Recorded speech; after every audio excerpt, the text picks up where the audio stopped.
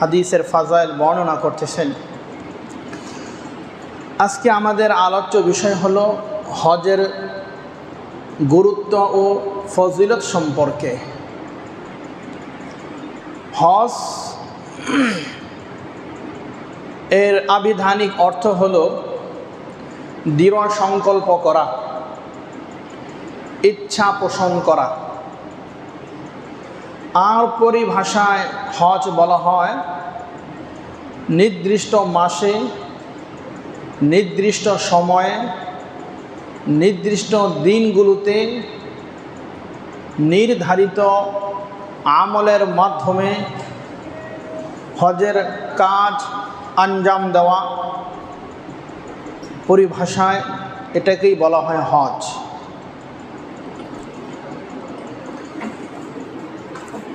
হজের বিষয়টা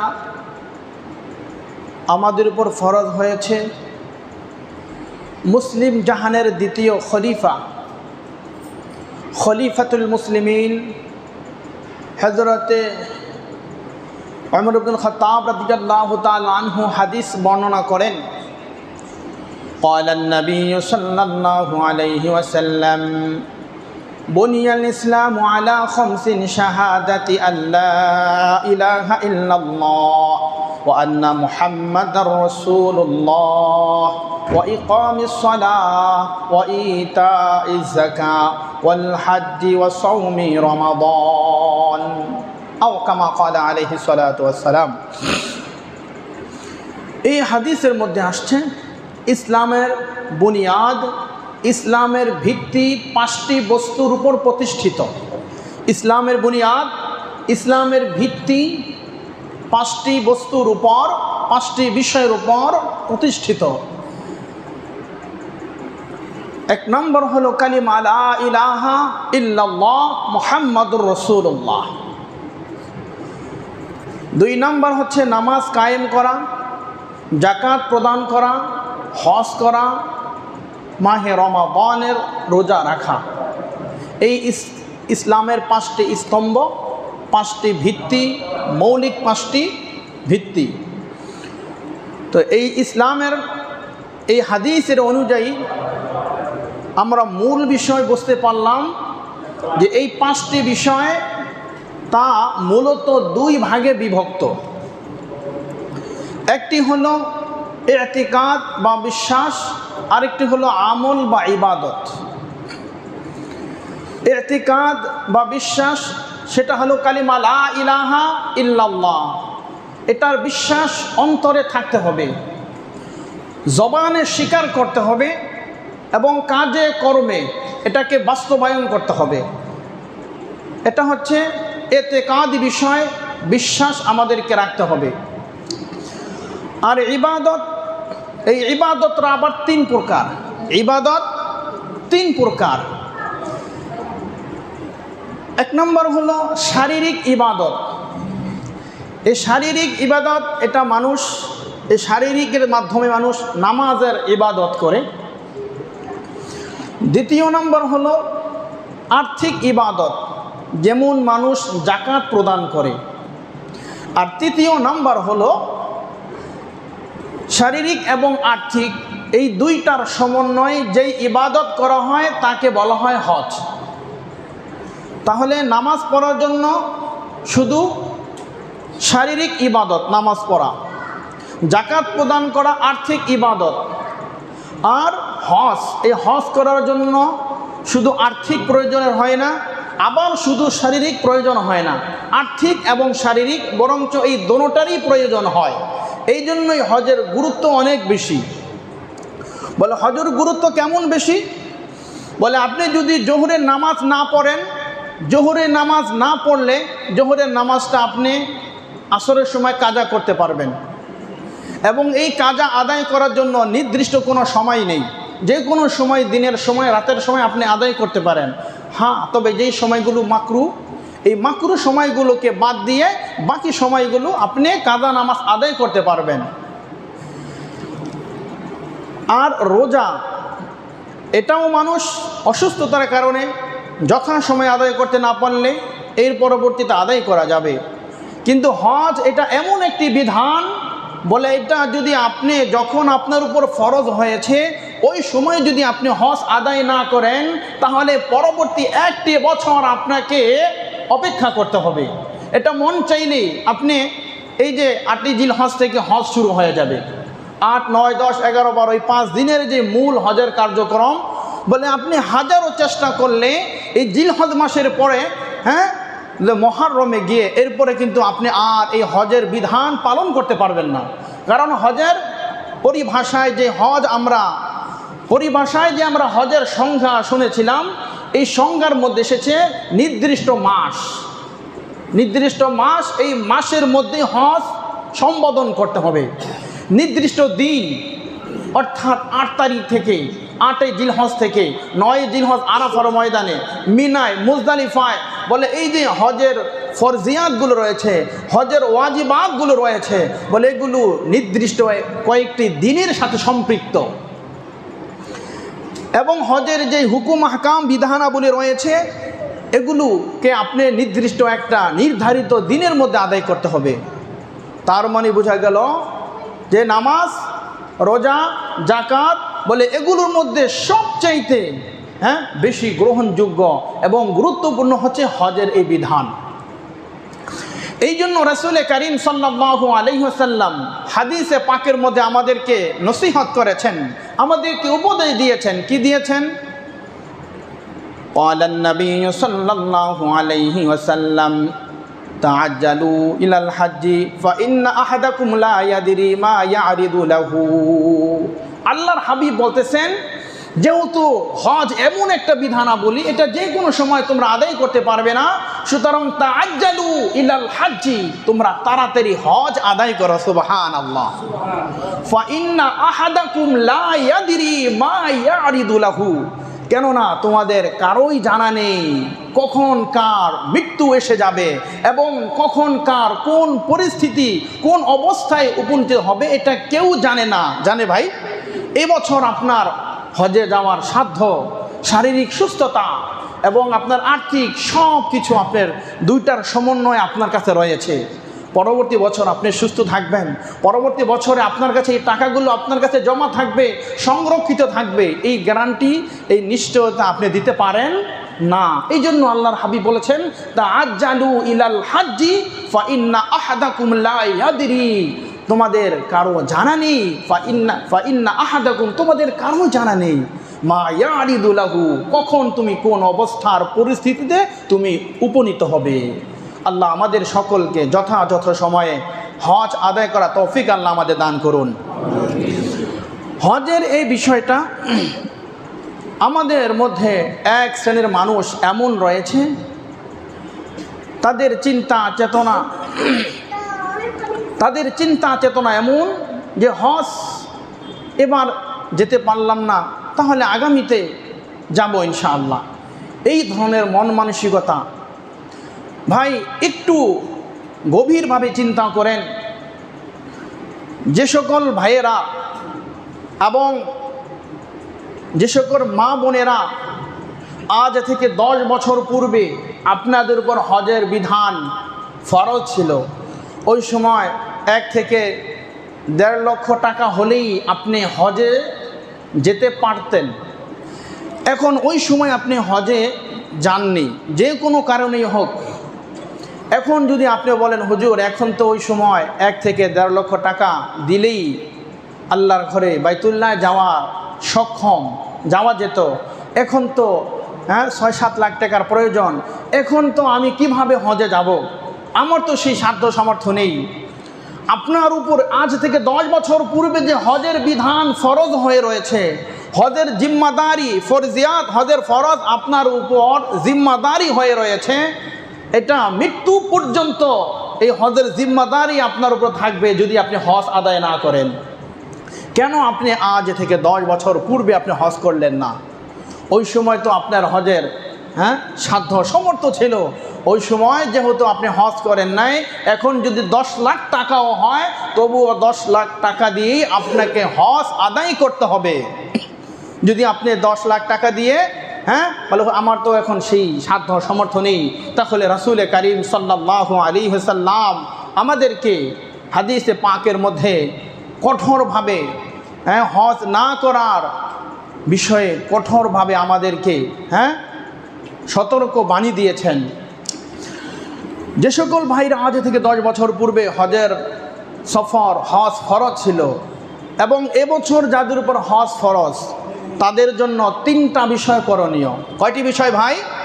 3টি বিষয় তাদের জন্য করণীয়। 1 নম্বর হলো এখনই যদি সম্ভব হয় এবছরই আপনাদের হজে চলে যাওয়া। 1। 2 নম্বর হলো যদি এবছর হজে যাওয়ার সম্ভব না হয় তাহলে আগামী বছর দৃঢ় প্রতিজ্ঞা করা, আমি আগামী বছর হজে যাবই ইনশাআল্লাহ, এই প্রতিজ্ঞা দৃঢ় প্রতিজ্ঞা করা। 3য় নাম্বার হলো এখনই আপনার উত্তরাধিকারীদেরকে, আপনার ওয়ারিসদেরকে, তাদেরকে ওসিয়ত করে যাওয়া যে আমার উপর হজ বিগত বছরে ফরজ ছিল, আদায় করতে পারিনি, আমার উপর হজের জিম্মাদারি রয়েছে, আমি হজ করতে পারিনি, অথবা এবছর আমার উপর হজ ফরজ হয়েছে, আগামী বছর আমি বাঁচবো কিনা তাও আমি জানি না, আর কোন অবস্থা কোন পরিস্থিতি হয় সেটাও আমার জানা নেই। সুতরাং আমি যদি মারা যাই তাহলে আমার পক্ষ থেকে তোমরা এই বদলি হজ করে নেবে, অথবা কোনো বুজুর্গ ব্যক্তি কোনো আলেমের মাধ্যমে এই বদলি হজ তোমরা করিয়ে নিবে। যারা বিগত বছরে হজ করেননি এবং যাদের উপর হজ ফরজ হয়েছে তাদের জন্য এই 3 অবস্থা। আপনি মারা যাওয়ার সাথে সাথেই আপনার তেজ্য সম্পত্তির 3টা ভাগ, 3টা স্তর রয়েছে। প্রথমত আপনি হজের ওসিয়ত করে গেলেন, আপনার ওয়ারিসগণ এটা আদায় করবে। এক্ষেত্রে কোনো মৃত ব্যক্তি যখন মারা যাবে তখন তার অর্থ সম্পদ থেকে, তার ধন সম্পদ থেকে তার কাফন দাফনের ব্যবস্থা করা, মাইয়েতের ধন সম্পদ থেকে তার কাফনের কাপড় এবং দাফনের ব্যবস্থা করা। এটার জন্য মানুষ থেকে, আত্মীয় স্বজন থেকে, ভাই বেরাদার থেকে টাকা নেওয়া এটা শুভনীয় নয়, এটা উচিত নয়। মূল মাসআলা হলো তার যে সম্পদ রয়েছে সেই সম্পদ থেকে, সেই অর্থ থেকে, সেখান থেকে তার কাফন দাফনের ব্যবস্থা করবে। 2য় নম্বর হলো ওই মাইয়েত যদি ঋণ থাকে তাহলে ওই মাইয়েতের ঋণ আগে পরিশোধ করা। এই ঋণ পরিশোধ করার জন্য যদি তার 9 লাখ টাকা থাকে, এই 9 লাখ টাকাই আগে তার ঋণ পরিশোধ করবে। বুখারী শরীফের বর্ণনা, আল্লাহর হাবিব সাল্লাল্লাহু আলাইহি ওয়াসাল্লাম বলছেন যে শহীদ যে আল্লাহর রাস্তায় শাহাদাত বরণ করেছে, শাহাদাতের পেয়ালা গ্রহণ করেছে, বলে এই শহীদকেও আল্লাহ বিনা হিসেবে জান্নাত দেবেন ইল্লা দাইন, তবে ঋণ ব্যতীত। এই ঋণ যার থাকবে শহীদকেও আল্লাহ কিয়ামতের ময়দানে তাকে ধরবেন, তাকে জান্নাতের গেটে তাকে আটকাবেন যে আগে তুমি তোমার এই ঋণের হিসাব দাও, ঋণ পরিশোধ করো, তারপরে জান্নাতে যাও। কত কঠোর কথা! এজন্য ঋণ পরিশোধ করা। 3য় নাম্বার হলো মাইয়েত অর্থাৎ মৃত ব্যক্তি যে ওসিয়ত করে যাবে, জায়েজ ওসিয়ত, জায়েজ ওসিয়ত করে যাবে, এই জায়েজ ওসিয়ত পূর্ণ করা। যেমন আমি মারা যাচ্ছি, আমার বদলে বদলি হজ করানো, মসজিদ করা, মাদ্রাসা করা, কোনো এতিম গরিব অসহায়ের দায়িত্ব নেওয়া, কোনো তালেবুল ইলম হাফেজ কোরআনের দায়িত্ব নেওয়া, এগুলো যদি বলা যায় অর্থাৎ শরীয়ত সম্মতভাবে যে কোনো ওসিয়ত যদি উত্তরাধিকারীদেরকে, ওয়ারিসদেরকে যদি করে যায় তাহলে সেটা সন্তান মানতে বাধ্য এবং তাদের উপর ওয়াজিব। তবে এক্ষেত্রে দেখতে হবে ওসিয়ত পূর্ণ করার জন্য মাইয়েতের সম্পূর্ণ টাকা খরচ করবে না। ওই সম্পদের, অর্থ সম্পদের 1/3 অর্থাৎ 9 লাখ টাকা রয়েছে, সেক্ষেত্রে 3 লাখ টাকা অথবা তার চেয়ে কম এই পরিমাণ তার জায়েজ ওসিয়তগুলো পূর্ণ করবে। যদি এর অতিরিক্ত 5 লাখ 6 লাখ হয় তাহলে ওই 5 লাখ 6 লাখ ওই ওসিয়ত পূর্ণ করা সন্তানের উপর ওয়াজিব নয়। তবে হ্যাঁ, এক্ষেত্রে প্রত্যেকটা সন্তানই তার মা এবং বাবার ওসিয়ত করুক আর নাই করুক, সবাই চায় আমার বাবা কবরে একটু ভালো থাক, শান্তিতে থাক, বাবার কবরটা জান্নাতের বাগান হোক, সবাই চায় না? এই জন্য ফুকাহায়ে কেরাম বলে বাবা যদি ওসিয়ত কমও করে যায় তবুও তোমাদের এই 9 লাখ টাকা থেকে যদি 3 লাখ টাকা ওসিয়ত পূর্ণর জন্য হয়, তবুও আরও যদি 2-4-50,000 টাকা বেশি হয়, তবুও তোমরা 50,000 টাকা বৃদ্ধি করে বর্ধিত করে তোমার বাবার ওই জায়েজ ওসিয়তকে তোমরা পূর্ণ করো। তো এবার আসেন, আমরা এই পর্যন্ত পেয়ে গেলাম হজের যে বিধানাবলীগুলো রয়েছে সেইগুলো সম্পর্কে আলোচনা। এবার হজের পটভূমি অর্থাৎ এই হজ এর বিধান কবে থেকে চালু হয়েছিল। আমাদের আদিপিতা সৈয়দনা আদম আলাইহিস সালাম, আদিপিতা আদম আলাইহিস সালাম থেকেই এই খানায়ে কাবার, এই তওয়াফ, এই বাইতুল্লাহর জিয়ারত আল্লাহ ওই সময় থেকে ফরজ করেছেন। সুবহানাল্লাহ। আর এরপরেই আস্তে আস্তে ধীরে ধীরে আল্লাহ রাব্বুল আলামিন কোরআনে কারীমের আয়াতে বলতেছেন, ইন্না আউওয়ালা বাইতিন উদিয়া লিন-নাসি লাল্লাযী বিবাক্কাতা মুবারাকান ওয়া হুদাল লিল আলামিন। পৃথিবীর সর্বপ্রথম ঘর এটা হচ্ছে বাইতুল্লাহ, আর এটাই হুদাল লিন-নাস, গোটা বিশ্বের মানব জাতির জন্য, হেদায়েতের জন্য আল্লাহ তাআলা এই ঘরকে সর্বপ্রথম এই খানায়ে কাবা আল্লাহ তৈরি করেছেন। সুবহানাল্লাহ। এই ঘর তৈরি করে আল্লাহ রাব্বুল আলামিন ইব্রাহিম আলাইহিস সালামকে বললেন, ও ইব্রাহিম, সূরা হজ আল্লাহ তাআলা বলতেছেন, ওয়াআযযিন ফিন-নাসি বিল-হাজ্জি আতুকা রিজালান ওয়া আলা কুল্লি দামিরি ইয়াতিনা মিন কুল্লি ফাজ্জিন আমীক। আল্লাহ রাব্বুল আলামিন বলতেছেন, ও আমার হাবিব, ও আমার বন্ধু, আপনি পৃথিবীর মানব জাতির মাঝে আপনি হজের ঘোষণা করে দেন। ওয়াআযযিন ফিন-নাস, ওয়াআযযিন আপনি ঘোষণা করে দেন, ফিন-নাস মানুষের মাঝে, বিল-হাজ্জি আতুকা রিজালা তারা পদ বর্জে পায়ে হেঁটে যানবাহনে আরোহণ করে, দুর্বল উষ্টিতে আরোহণ করে পৃথিবীর বিভিন্ন প্রান্ত থেকে তারা এই খানায়ে কাবায় বাইতুল্লাহ এসে তারা জিয়ারত করবে। সুবহানাল্লাহ। এই আয়াতের তাফসীরের মধ্যে আসছে, ইব্রাহিম আলাইহিস সালাম তখন ঘোষণা করলেন। অপর এক বর্ণনার মধ্যে আসছে, জাবালে আবু কুবাইস একটা পাহাড়, এই পাহাড়ের চূড়ায় ইব্রাহিম আলাইহিস সালাম সেখানে দাঁড়িয়ে গেলেন।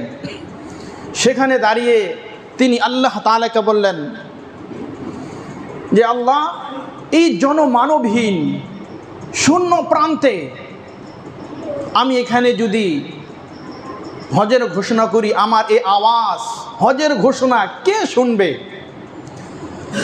আল্লাহ রাব্বুল আলামিন বলেন, ইব্রাহিম, তোমার কাজ হলো তুমি হজের ঘোষণা করে দাও, আর মানুষের কর্ণকুহরে পৌঁছে দেওয়ার দায়িত্ব হলো আমি রবের। সুবহানাল্লাহ। ইব্রাহিম, তুমি ঘোষণা করো। ইব্রাহিম আলাইহিস সালাম জাবালে আবু কুবাইস পাহাড়ে ওঠে, আঙ্গুল শাহাদাত আঙ্গুল দিয়ে এবার তিনি ডানে বামে পূর্ব পশ্চিমে তিনি ঘুরে হজের ঘোষণা করলেন।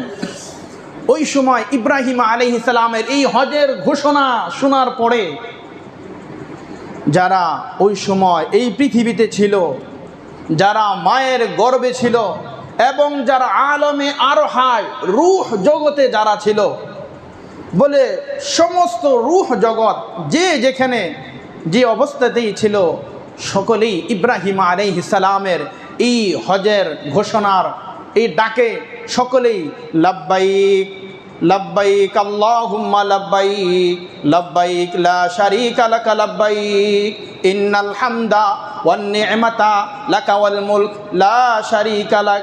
বলে ইব্রাহিম আলাইহিস সালামের ঘোষণা শোনার পরে লাব্বাইক বলে যারা এই উপস্থিতি হাজির, বান্দা হাজির, যখন এই ডাকে সাড়া দিয়ে যারা এই ডাকে সাড়া দিয়েছে, এই কথার জবাব দিয়েছে, বলে তাদেরকে কোনো না কোনো একদিন আল্লাহ বাইতুল্লাহর জিয়ারত তাদেরকে নসিব করবেন। সুবহানাল্লাহ।